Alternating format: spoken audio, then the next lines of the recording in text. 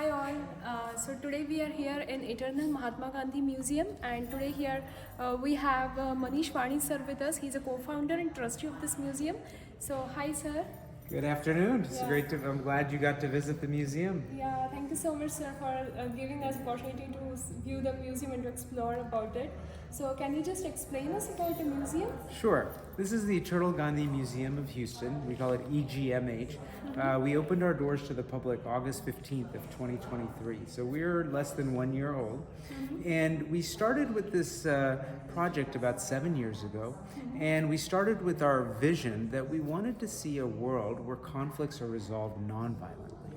And then we had a mission to promote the universal values of peace, truth, nonviolence, service, and love. And we thought, who better to project these values than Mahatma Gandhi?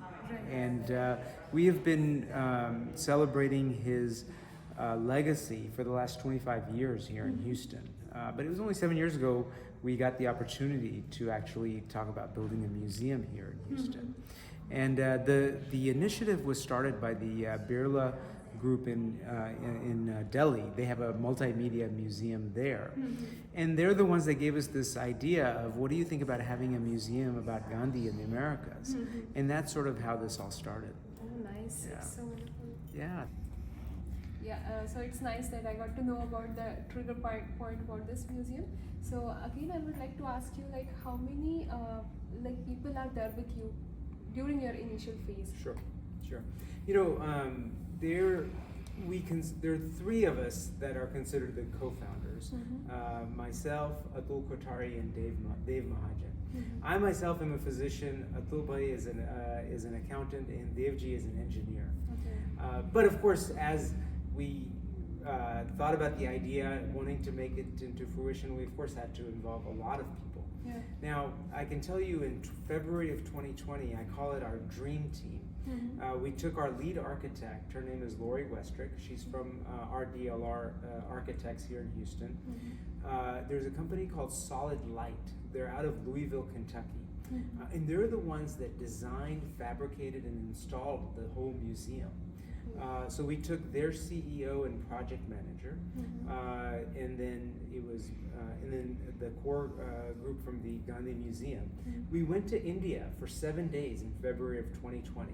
We visited 5 different Gandhi National Museums in 4 different cities, and that's the inspiration that led us to create this museum. Oh, nice! Excellent. Yeah. And like as you told, like you have installed all these things. So for the installation and for creation of this building and all, like how much duration it took? Sure.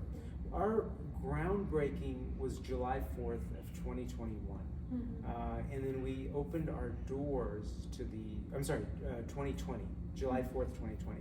And then we opened the doors to the public August 15th of 2023. So it took us 3 years to build the museum. To purchase the land, design the building, and fabricate all the galleries of the museum. So it took 3 years. Okay, and like, can you tell us a little bit about like what type of sponsorship you have thought of while creating this museum? Because as it is a very huge, we might require too much amount of money for that. Sure, and I can tell you that the cost of the project to build the museum was $10 million. The land, it's a 3-acre parcel of land. We bought it for $1.25 million. The galleries themselves cost $4.25 million.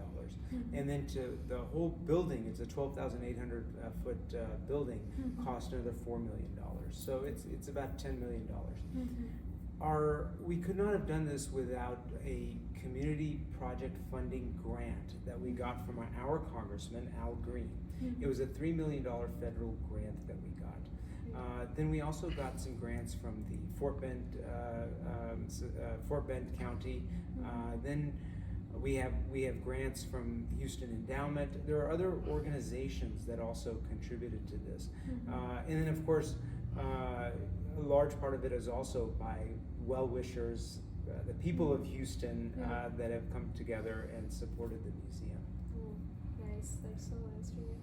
And talking about the main audience, so I think like for students and college going people, it will be like very enthusiastic for them to visit this museum and all.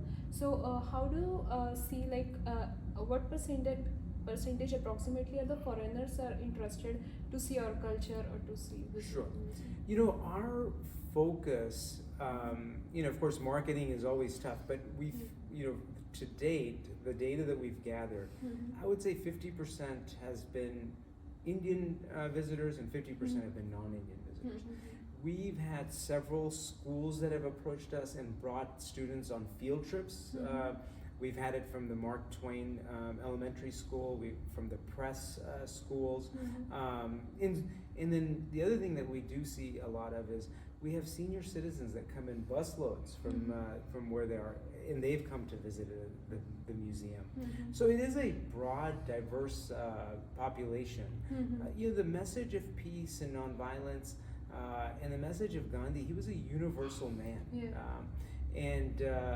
So I think it's broad. It's the population that's come has been very diverse. Okay, nice. And like, what will be your message for all like our subscribers and people who are there? Yeah, my message would be, first of all, if you ever come to Houston, obviously come to the Eternal Gandhi Museum, Houston. But in our society today, in human history, we've been dealing with violence for years, for centuries. At least I feel this way, and this is what our museum represents, is we found a solution. We really feel like nonviolent conflict resolution is the message that we want to send to everybody out there. Because an eye for an eye will turn the whole world blind. Thank you so much, sir, for your interview. It was my privilege. For this information. Thanks a lot.